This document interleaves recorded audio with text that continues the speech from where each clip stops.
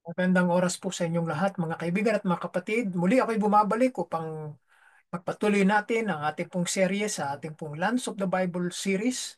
At kayo po ay pagpalain ng Panginoon saan man kayong lugar naroon sa mundo. Sa ating pong pasimula, welcome mga kapatid. Welcome ko kayo sa ating po ika-47 yugto ng ating pong programa, The Lands of the Bible. Sa ating pong pasimula, tayo po ay aking inaanyahan na tayo po ay tumungo at tayo po ay manalangin sa ating pasimula. Maraming salamat Panginoon muli at kami yung pinatubayan, ginabayan sa oras na ito sa aming buhay. Ang papuri at pagkapala, Panginoon, ay sumaamin na mula sa iyo na ikaw ay aming kinikilala bilang Panginoon ang aming tagapagligtas. Kami po yung patnubayan sa aming pong pag-aaral na ito at gamitin mo ang iyong lingkod sa pagbabahagi ng isa na naman pong lugar na aming pong pag-aaralan. Ang papuri at ang kadakilaan lamang sa iyo, Panginoong Diyos, ang sumaiyo magpakailanpaman. Ito po ang aming sama-samang dalangin sa pangalan ng iyong anak na si Jesus. Amen. So mga kapatid, welcome. Tayo ay tutungo na sa ating materyales at ating titignan kung ano ang sinasabi ng banal na kasulatan patungkol sa ating paksang tatalakayin ngayon. So ngayon, ang ating pupuntahan ay panibago na namang lugar. Ating makikita dito sa ah, lugar kung saan binanggit ang mga ilan sa mga kaganapan sa panahon ng ating Panginoong Kristo. Tayo ay tutungo na at ang ating pupuntahang lugar ay ang tinatawag na Tabha. No? So yan ang tutuklasin natin sa oras na ito kung ano ang sinasabi ng banal na kasulatan patungkol sa lugar na ito ng Tabha. So okay, dito sa bandang kanan, ang Tabha ay katabi ng Capernaum at ng Corazin sa parte ng north at sa parte naman ng south ay malapit sa medyo malapit at malayo dito sa Tiberias. No, ang pinakamalapit niyang lugar ay ang Capernaum. So ang Tabha sa panahon natin ngayon ay kilala rin bilang Hepta Pegon, El Oromi o En Shiva at saka Et Tabha. So yan ang ipinangalan sa lugar na ito. Matatagpuan ito sa pangpang ng dagat ng Galilea sa paanan ng Mount of Beatitudes. So ang Tabha ay isang lugar na may espesyal na kahalagahan sa pananampalataya ng mga Kristiyano. Ito ay tradisyonal na itinuturing na lugar kung saan naganap ang himala ng pagkaparami ng mga tinapay at isda ng ating Panginoong Kristo. Gayon din ang lugar na ito ay para sa ikaapat na muling pagkabuhay ng ating Panginoong Kristo pagkatapos ng kanyang pagkapako sa krus. So dito, nagpakita muli ang Panginoon sa kanyang mga alagad nung siya ay nabuhay na maguli at ang inaakala nga ng mga alagad ay isa lamang siyang ordinaryong tao kaya ah, siya ay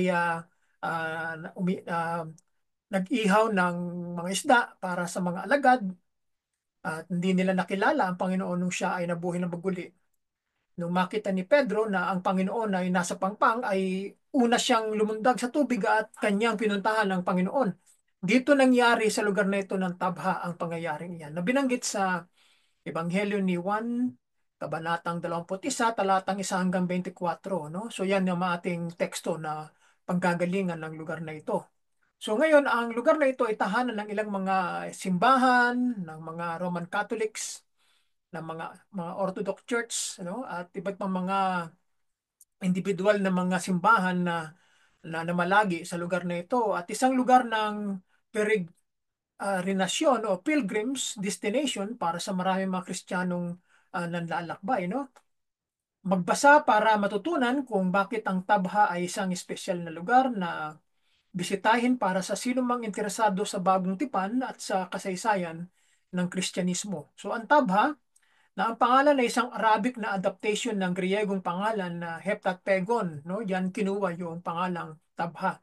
Na ang ibig sabihin ay 7 bukal, no? Merong 7 springs dito sa lugar na ito ng Tabha. Ay matatagpuan sa hilagang kanlurang baybayin ng dagat ng Galilea at ito ay ang tahanan ng Church of the Multiplication, isang simbahang katoliko na ang kasaysayan ay tinayo noong 4 AD, noong 4th century. Naglalaman ito ng isang sinaunang mosaic ng isda at mga tinapay sa tabi ng isang malaking bato na inaakala ng ilan na kung saan nakatayo ang ating Panginoong Kristo nang basbasan niya ang mga isda at mga tinapay. Kaya naman ito ay dumami. No? at napakain ng libu-libong mga tao na nakikinig sa kanyang mga mensahe, no? At ito ang isang binigay sa ating ilustrasyon na ang lugar ng Tabha ay nasa mismong tabi ng dagat ng Galilea at sa bandang kanan naman ay ang Capernaum at ang Betsaida, no? At makikita natin ang Mount of Beatitudes sa bandang kanan. So yan, magkakatabi sila, no? Magkakalapit. So dito rin natin makikita na ito ay ang kuha na ito mula sa Himpapawid ay mula sa timog ay 2 milya ito, no? 3.2 kilometer sa kanluran ng Capernaum na tinutukoy ni Josephus bilang balon ng Capernaum, no?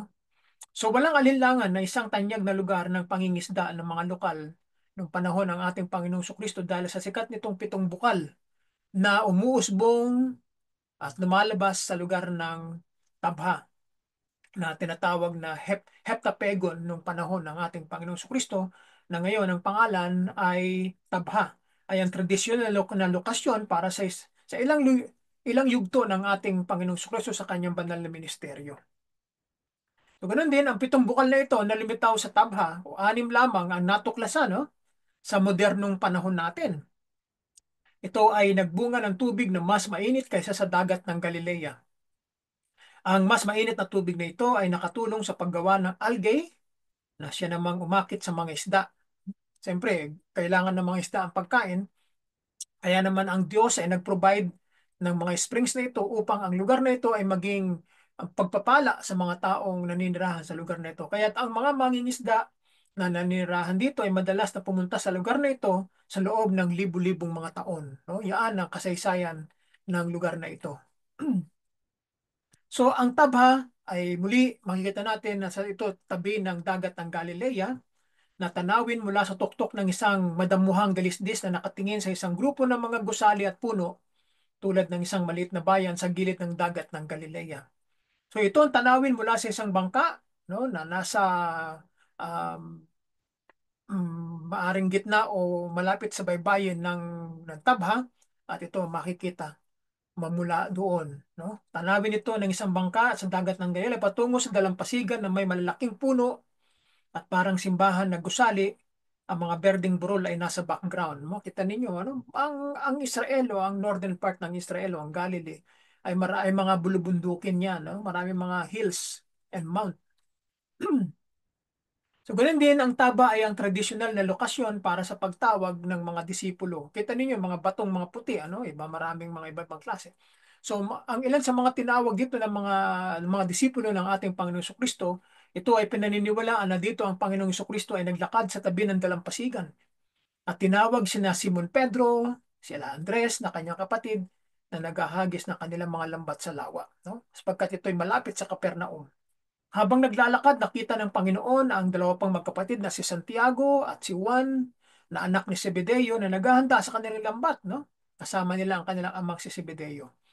Tinawag ng Panginoong Kristo ang lahat ng lalaking ito na sumunod sa kanya. No? 4 ang orihinal na kanyang mga alagad dito sa lugar ng Tabha na malapit sa Capernaum. Ang Tabha sa panahon natin ngayon ay ito ay kinoconsider na talagang landingan o sasabihin nating harbor.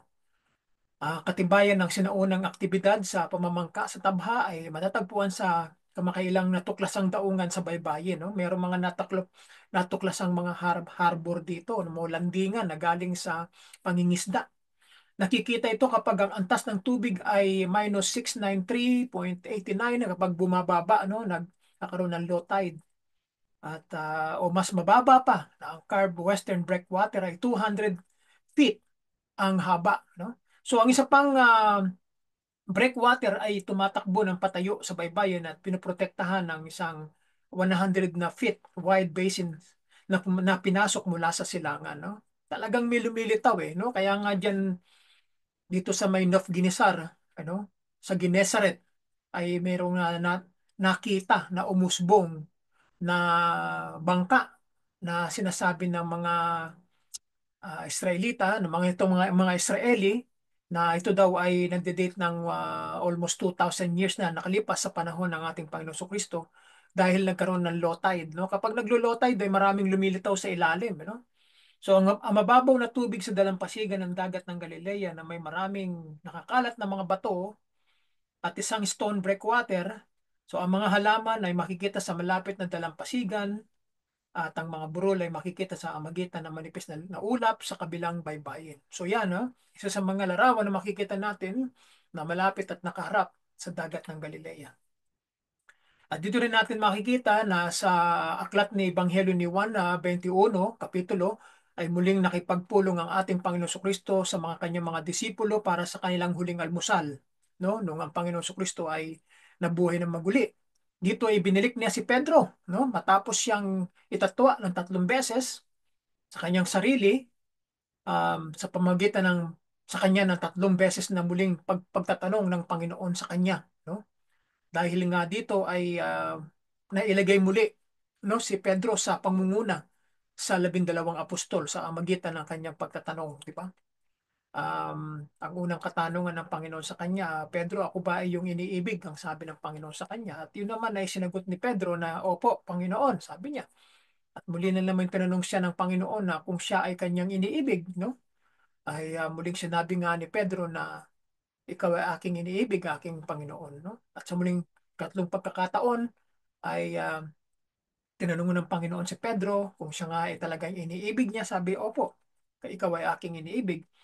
Gayon din ay pakainin mo ang aking mga tupa. So dito ay binigay kay Pedro ang susi ng kaharian, ibig sabihin ang pangangaral ng Ebanghelyo sa Day of Pentecost, sapagkat siya ang speaker ng event na iyon sa Acts chapter 2. So iniugnay ng tradisyong Katoliko ang kaganapang ito sa pagkapangalan kay Pedro bilang isang pinuno ng iglesia o ng simbahan, na ang bato sa kaliwa ay ito nga dito nga sa kanan natin ay tradisyonal na lugar kung saan nakatayo ang ating Panginoong Kristo at tinawag ang kanyang mga alagad, no? So, sinabi niya na halika kayo, tayo ay kumain, no? Yung Panginoon ay nag-iihaw ng isda, no? At meron siyang tinapay na dala. Itong Byzantine mosaic na ito ay napanatili sa ilalim ng isang modernong simbahan ngayon na nandito ito nakatayo sa lugar ng Tabha. Mamaya, excuse me, ipapakita ko sa inyo ang ilan sa mga larawan na aking nakunan noong 2018 dito sa Tabha. Pagkat kami ay hindi nagtagal dito, nasa dali lang kami dito, siguro mga nasa kulang-kulang 1 oras lang kaming naglagi dito sa lugar na ito. Ngunit ito ay dating bahagi ng isang simbahan na ginugunita ang pagpapakain ng Panginoon sa 5,000 mga kalalakihan. Hindi pa kasama ang mga babae dyan at saka mga bata, no? So ang mga Byzantine pilgrims ay nagkamali sa paghahanap ng himalang ito dahil ang banal na kasulatan ay nagsasabi na ito ay naganap sa isang malayong lugar sa tabi ng Bethsaida, no? So ang artista ay tila hindi pamilyar, no? Itong mga taong, no, mga naghahanap, no? Ay sa mga isda sa lawa dahil walang may dalawang palikpik sa likod, no?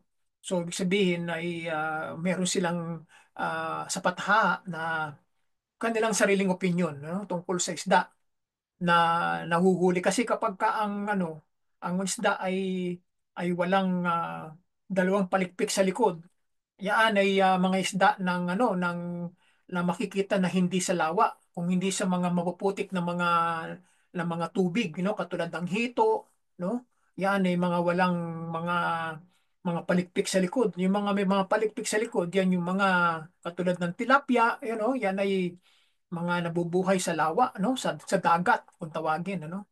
So yan ay ngayon ang mga pagkakaiba ng mga isda. Ngayon, ano ang binabanggit ng Biblia tungkol sa Tabha o sa lugar na ito na hindi pinangalanan sa panahon ng ating Panginoong Kristo? Ang Tranquil Tabha sa ilagang kanlurang baybayin ng dagat ng Galilea, kilala sa mga mahimalang pagkaparami ng ating Panginoong Kristo ng mga tinapay at isda upang pakanin ng maraming mga tao. No? 5,000 mga katao yan na hindi pa kasama ang mga bata at ang mga babae.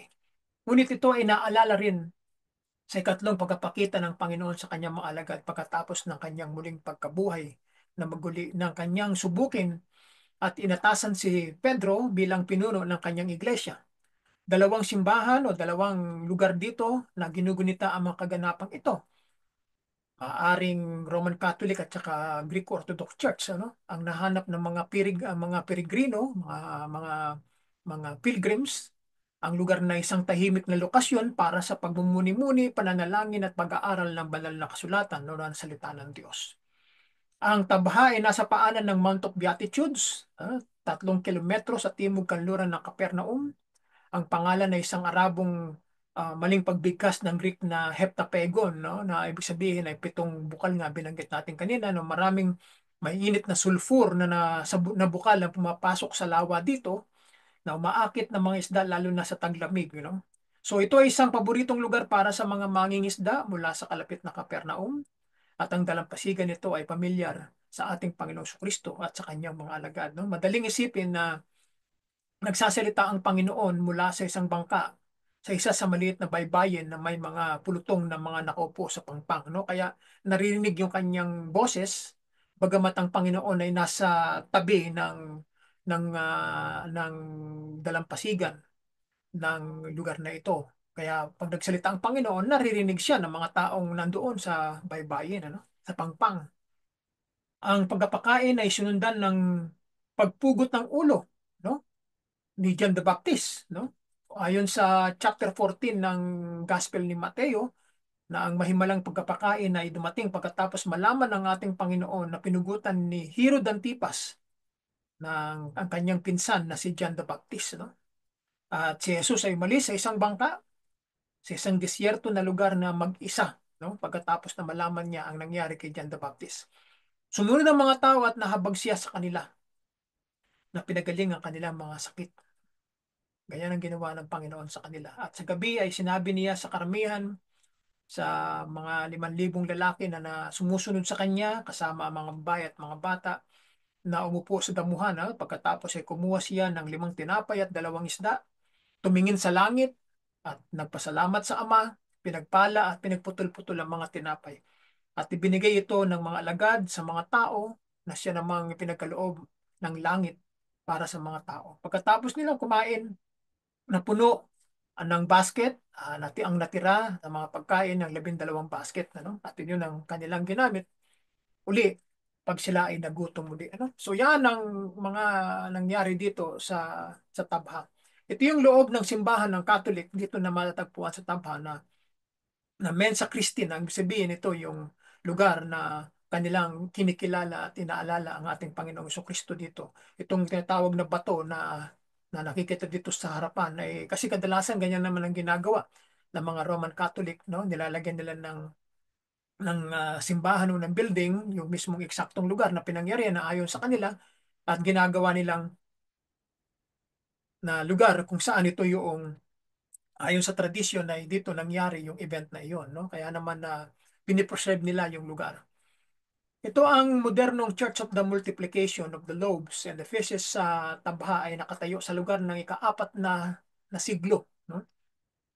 Na nagpapakita ng mga dekorasyon na Byzantine mosaic na kabilang sa mga pinaka-eleganteng ginawa sa Holy Land, no? Ang buong palapag na ito ay naglalarawan ng mga flora at fauna ng lugar na makulay, sa makulay na may mga kulay na iba't ibang klase ng mga design, crane, cormorant, tagak, kalapati, gansa, pebrel, no? Pato, flamingo at swan, no? Pati na rin ang mga ahas, bulaklak ng lotus at oleander, no? Yan ang mga decoration, design. Ngunit ang pinakakilalang mosaic dito sa sahig malapit sa altar ay tumutukoy sa himala na ginugunita ng simbahan na ito. Ito ay ang nagpapakita ng isang basket ng mga tinapay na nasa gilid ng 2 Galilee mullet, no? Sa ilalim ng altar na ito ay ang bato kung saan pinaniniwala ang inilagay ng Panginoong Kristo ang mga tinapay at isda, nang basbasan niya ang mga ito. So noong June 2015, sinira ng apoy ang karamihan sa monasteryo ng Benedictine na nakadikit sa simbahan, ano, nagkaroon ng sunog. 2 kabataan mula sa mga Jewish settler outpost ang kinasuhan ng arson, no? Mga hindi naniniwala sa Christianity. Kaya naman nila binabandalize sa mga lugar na ito dahil hindi sila naniniwala sa ating Panginoong Kristo.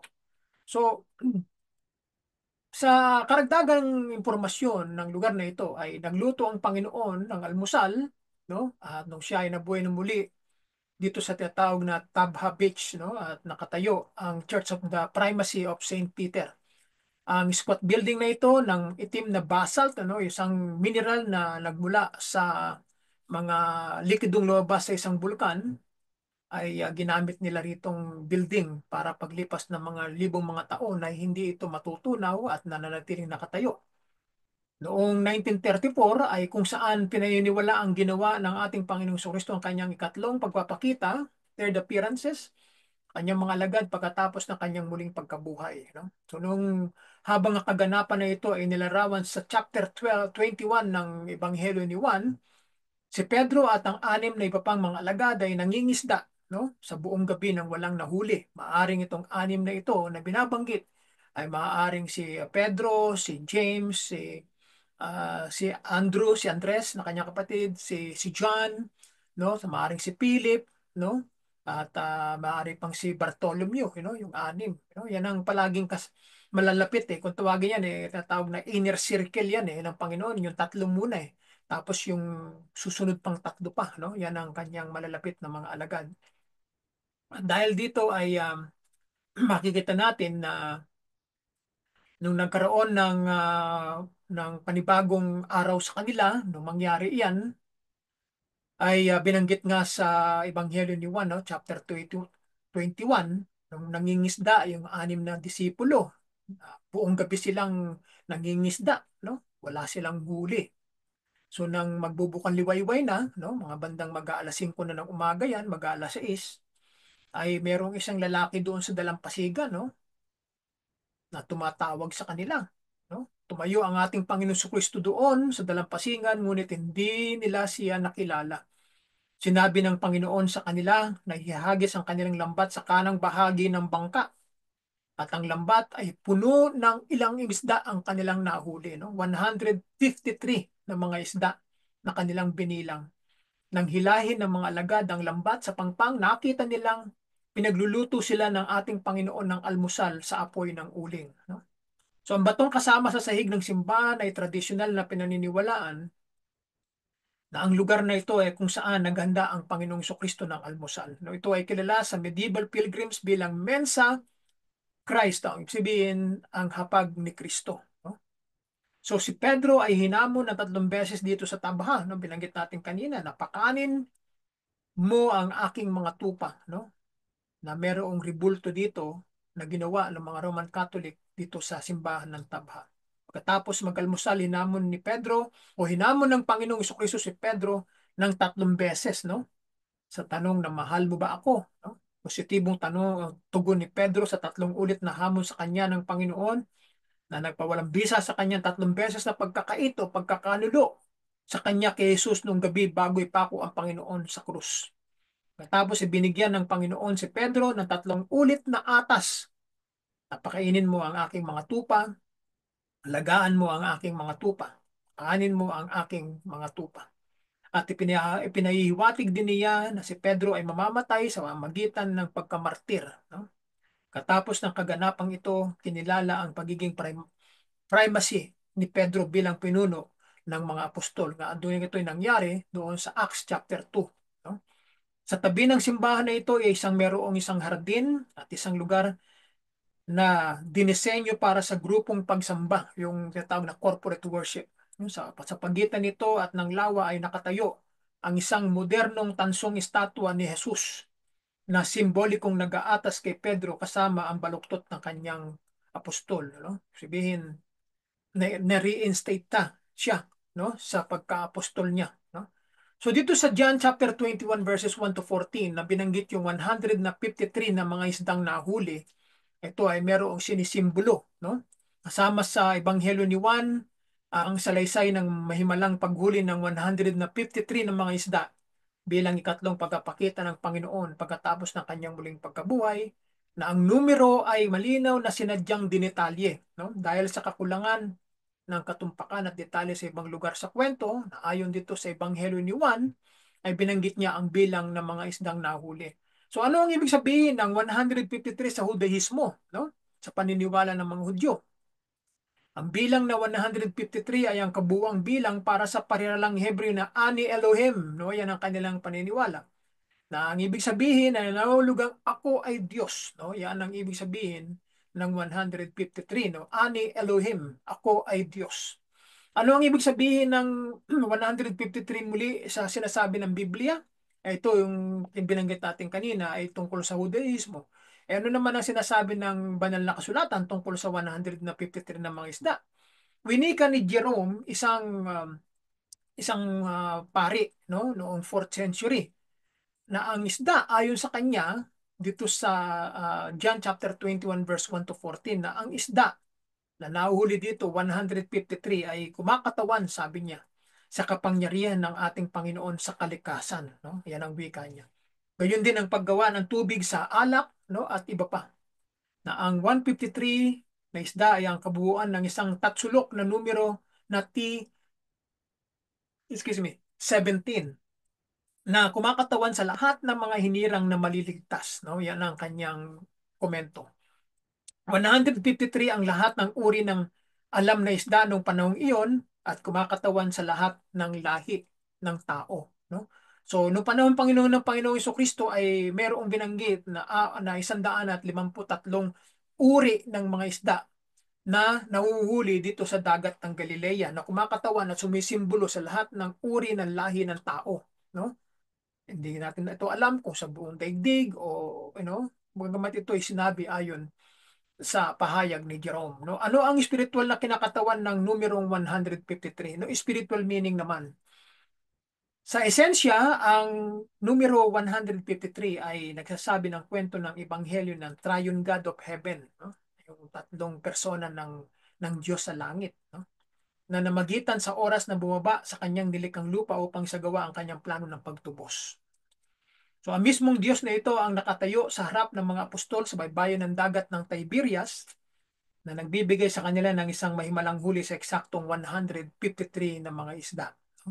So bakit ito lamang ang isdang bilang na kanilang nahuli? Sapagkat merong ingang ibig sabihin sa atin, na ipinararating sa atin, na lahat ng mga tao ayon sa spiritual na kahulugan nito ay lahat ng tao sa buong mundo ay maliligtas, no? Yan ang ibig sabihin ng bilang na ito, no? Dumating ang Panginoon Kristo para iligtas ang buong sanlibutan, no? Hindi lamang ang mga Hudyo ang kanyang mga kalaya, kundi ang lahat ng sumasampalataya sa kanya, no? John 3:16, ay magkakaroon ng buhay na walang hanggan, no? So yon ang kanyang misyon dito sa lupa. So matapos bumangon ang ating Panginoon Kristo mula sa mga patay, ay nagpakita siya sa kanyang mga disipulo sa maraming pagkakataon. So nakatala sa John chapter 21 verse 11 na ang pangatlo sa mga pagkakataong ito ay kasama ang kapansin-pansing pagbanggit ng 153 na mga isda na nahuli nila sa lawa ng Galilea. Nasaksiyan ni Pedro at ng iba pang mga apostol ang mga himalang ginawa ng Panginoon Kristo na may kinalaman sa malaking huli ng isda, no? Si Simon Pedro ay sumakay muli sa bangka at hinila ang lambat sa pangpang, no? Puno ito ng malalaking mga isda, no? 153 ang bilang, ngunit kahit na napakarami ay hindi napunit ang lambat, no? Sinabi sa John chapter 21 verse 11. Sa pagkakataong ito ay nagpakita ang ating Panginoong Kristo sa kanyang mga disipulo sa dalampasigan ng dagat ng Tiberias. Habang sila ay nasa kanilang bangka, mabalik mula sa isang gabing hindi matagumpay na pangingisda, no? Si Jesus na ating Panginoon na hindi pa nila nakilala, no? Noong nagpakita ito sa kanila ay tumawag sa mga disipulo mula sa dalampasigan ng Taba. Tinanong sila ng Panginoon kung sila ay nakahuli ng anumang isda, at matapos tumugon ng mga disipulo na wala pa, ay inutusan sila muli ng Panginoon ay hinahihagis ang kanilang mga lambat sa bandang kanan, no? Ito yung tawag na starboard na bahagi ng bangka, no? Ginawa nila ito, sumunod sila at nakahuli nga sila na napakarami mga isda sa lambat. Ano pat hindi nila may pasok ang mga lambat, no, sa loob ng kanilang bangka, no? Mabilis na napagtanto ni Juan na ang tao sa dalampasigan ay ang ating Panginoong Kristo, at sinabi niya kay Pedro na ang Panginoon yan. At nang malaman ni Pedro ay tumalon si Pedro sa tubig, at malaman na siya ang Panginoon ay lumangoy sa dalampasigan para tagpuin ang Panginoon, no? So sumantala ang ibang mga disipulo ay dumating sa bangka na uh, na 100 yards, no? Ang layo lamang mula sa dalampasigan, no? So pagdating nila sa pangpang ay bumalik si Pedro sa bangka upang tulungan silang mangolekta ng mga isda. No, nagbilang sila, so, isa-isa. At binilang nila at nakita nga nila na 153 ang bilang ng mga isda. At malalaking isda, sa gayon, habang napakaraming isda, hindi nasira ang lambat. No? Yan ang isa sa mga himala na nangyari. No? Talagang pag marami at malalaki mga isda, malamang na masira ang lambat. No? Ngunit ito ay hindi pinayagan na masira ng ating Panginoon Kristo sapagkat ang sinisimbolo ng lambat, no? Yan ay ang sa spiritual na kahulugan niyan, yan ay ang ebanghelyo ng kaligtasan. Tayo ay iniluntulad sa mga isda bilang simbolo, no? Tayo ay mga sinisimbolo ng mga isda na tayo ay nahuhuli ng lambat, no? Doon sa lambat, tayo ay nahuli ng ating Panginoong Kristo. Ipinangaral ng mga alagad ang salita ng Diyos at ang mga tao ay naniwala at nanampalataya sa ating Panginoong Kristo, sila ay nalambat ng salita ng Diyos, no? Kaya yan ay sinisimbolo ng kaligtasan, yung pagkalambat sa mga isda. No? Kaya ibig sabihin yan na yung 153 ng mga isda ay sumisimbolo sa lahat ng mga tao sa buong daigdig na lahat ng mga taong malalambat ng ebanghelyo ng salita ng Diyos ay maliligtas. No? So yan ang spiritual meaning yan. So dito rin binanggit na ang kahulugan ng 153 ng mga isda na matagpuan sa John 21 verse 11 ay maliwanag mula sa konteksto. Bilang karerang mangingisda, ang mga disipulo ay hindi naging mga estranghero sa proseso ng pagbilang ng kanilang mga huli. No? Lumilitaw na mga ito ay sapat na malaking isda upang pahirapan ng mga mangingisda at mga lambat, bagamat himalang hindi napunit ang mga lambat. No? Na binanggit ni Juan na ang bilang ay 153 na isda. Ay binigyan diin ang katotohanan na may mga pambihirang bagay na nangyayari sa daigdig na ito na hindi kaya nating ipaliwanag na ang Diyos lamang ang nakakaalam niyan. Dahil mayroong isang pambihirang nandoon pa. No? Sumasa kanila ang ating Panginoong Kristo. So ang 153 na isda ay nagbibigay ng karagdagang katibayan sa mga disipulo na ang nabuhay na maguling ang ating Panginoong Kristo ay may kapangyarihan sa kalikasan tulad ng kanyang ipinakita dito bago siya ipinako sa krus. Nauna rito, naitala ni Juan na ginawang alak ng ating Panginoong Kristo ang tubig, sa John chapter 2, dito sa Cana, no? At pinagaling ang anak ng isang opisyal sa Capernaum, John chapter 4, pinagaling ang isang pilay, John chapter 5, pinakain ng 5,000 mula sa limang tinapay at 2 isda, dito sa Tabha, at John chapter 6, at lumakad sa tubig dito sa Sea of Galilee, John chapter 6.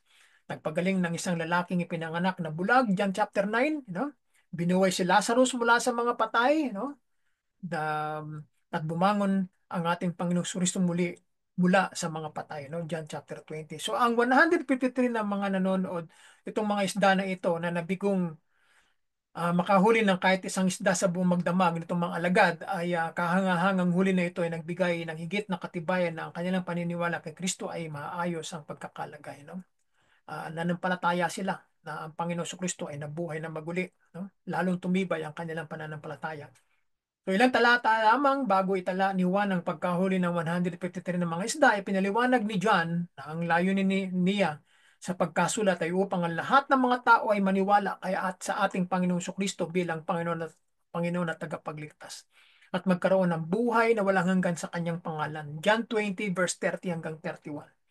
Maraming mga tanda, gawa ng ating Panginoong Hesus na naitala dito ni Juan na binanggit niya na sabi nga, kung ito ay isusulat lahat, sabi ni Juan, sa huling kabanata ng kanyang ebanghelyo, ay hindi magkakasya ang aklat ng mga susulatin. Anong sabihin, napakarami ang kanyang mga ginawang himala, kanyang mga ginawang um, mga signs at saka mga milagro dito sa lupa. Ay talagang napakarami ang wika ni Apostol Juan. Dahil nga dito ay makikita natin na dahil sa ginawa na iyan ay pinili, niyang itala ang mga kasama sa Ebanghelyo niyo para magkaroon tayo ng tiwala sa ating Panginoon Kristo, sa kanyang mga mamabasa na si Jesus na ang Kristo, ang anak ng Diyos na buhay, na siya ang tunay na kapantay ng Diyos, John 5:18, John 20 verse 21. So walang dahilan upang maunawaan ang bilang ng mga isda na nahuli noong umaga bilang anuman kundi 153 na mga literal na isda. Wala silang nakatagong kahulugan o simbolikong kahalagaan, kung hindi yan ang bilang na kanilang nakita. Ang kahulugan ng 153 na isda sa John 21:11 ay tuwiran na ang kanilang pagkapakita sa lambat ng mga disipulo ay mahalaga sa mga mangingisdang ito sa magitan ng pangangalakal at gayon din sa bawat mamabasa ng Ebanghelyo ni Juan. Dahil mayroon tayong 153 pang dahilan para maniwala kay Jesus na bilang Kristo ang anak ng Diyos na buhay. No? So mga kapatid, nandito na, no? Papakita ko na sa inyo yung mga larawan na aking kinunan noong March 20, no? 2018. So, magkaroon tayo ng pagkakataon na mapakita sa inyo. Ito ang isang video na aking kinunan na kami ay galing sa Capernaum Neto at kami pumunta dito sa Tabha, no? At ito ay mapakita ko sa inyo. Ayun ang sign ng Tabha, no? Kita niyo yung sign. Wala siyang sound. Ayun, meron ako naririnig yung aming Jewish guide.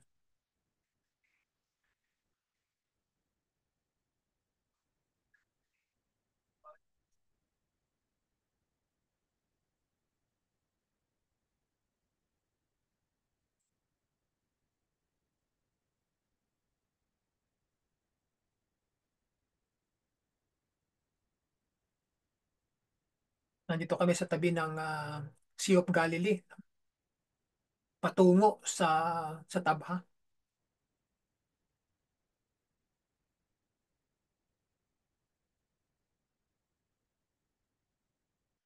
Yung nakikita ninyong lawa, yan ay ang Sea of Galilee, yan, nasa bandang kanan.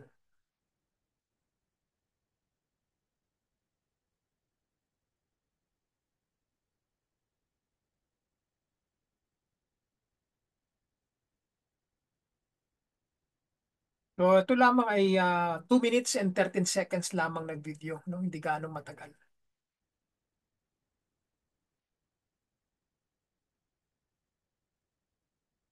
So, kano kayo ng idea kung ano ang lugar na ito? Imagine ninyo sa panahon ng ating Panginoong Kristo na ganito ang formation ng lupa at saka ng paligid, no? Wala namang nabago eh. No, ganun pa rin eh, no? Oh, yan, no? Kita ninyo yung paligid, no? Walang mga buildings eh, walang mga modernong mga gusali na makikita, ganun pa rin eh. Diba? So, ibig sabihin yan, ganyan pa rin ang muka ng lugar na ito nung panahon ng ating Panginoong Kristo. Wala namang mga bagong itinayong mga gusali eh. Ganun pa rin, no? So,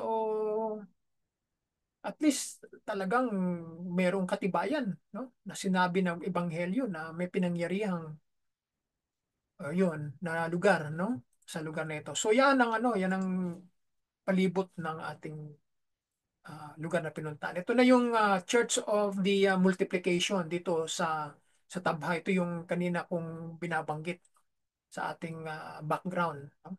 So ito yung ginawa ng mga ng Roman Catholic Church. So ito yung pinakagilid, no, ng simbahan dito. Okay?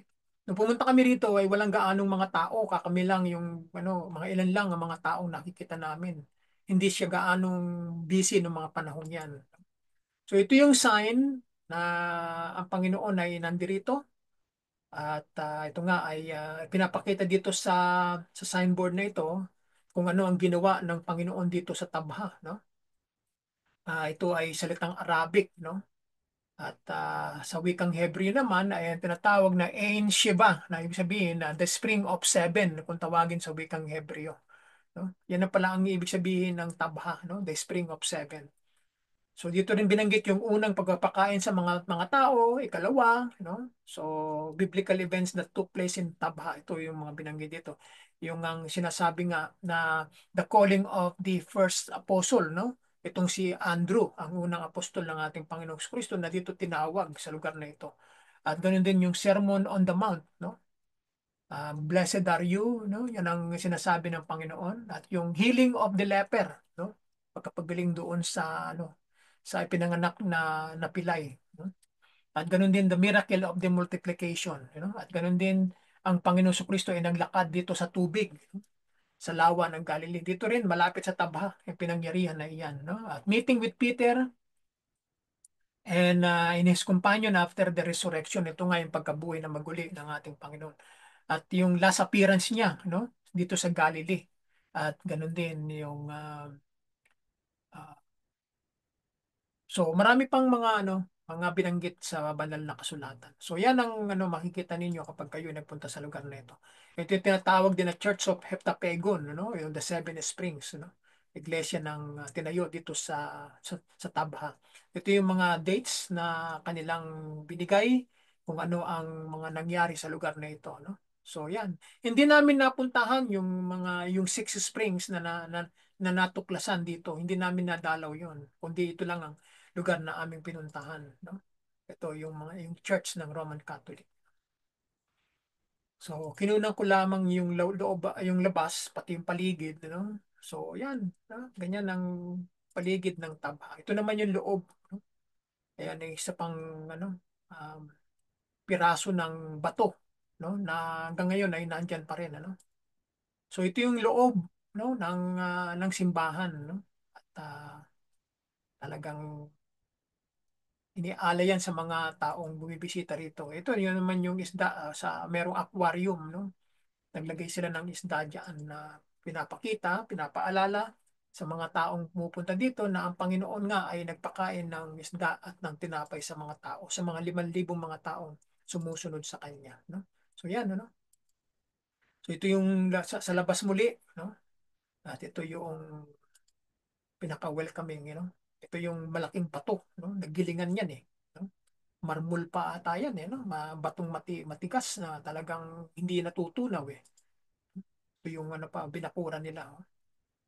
So, yan, no? Sa wikang Heptapego, no?